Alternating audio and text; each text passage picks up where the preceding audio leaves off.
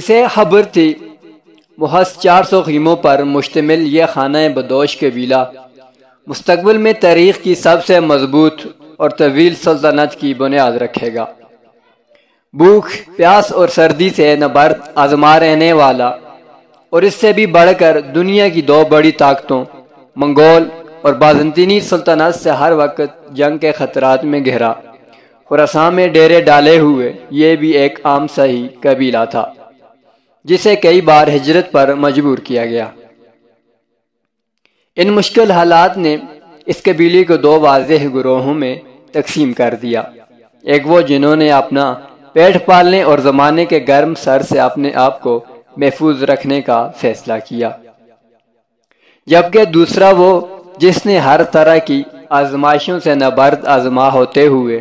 ثابت قدم رہنے کا فیصلہ کیا۔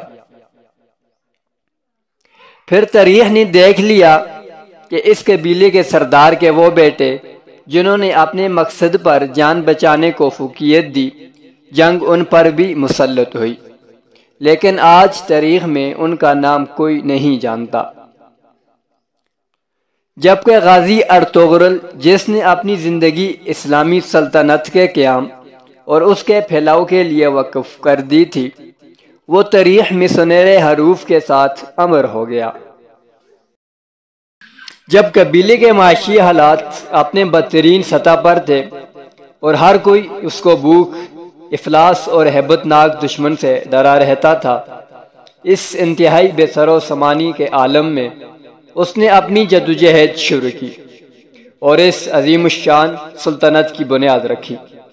جس سے مضبوط اور طویل سلطنت کرۂ ارض نے آج تک نہیں دیکھی۔ وہی سلطنت عثمانیہ۔ سلطنت عثمانیہ جو 600 سال سے زائد عرصے تک برقرار رہی، یہ اسی کے بانی عثمان غازی کے باپ کا تذکرہ ہے۔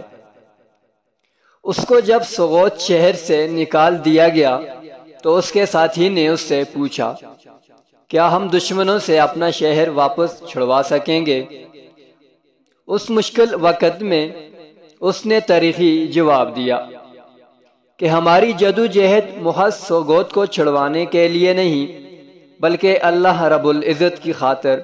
ایک عظیم الشان مملکت کے قیام کے لیے ہے۔ جتنا بڑا مقصد ہو ہمیں سوچ بھی اتنی بڑی رکھنی چاہیے، اور جتنی بڑی سوچ ہوگی کامیابیاں بھی اسی کے مطابق ملیں گی۔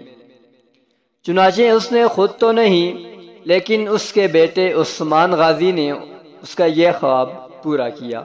اور سلطنت عثمانیہ قائم ہو کر رہی۔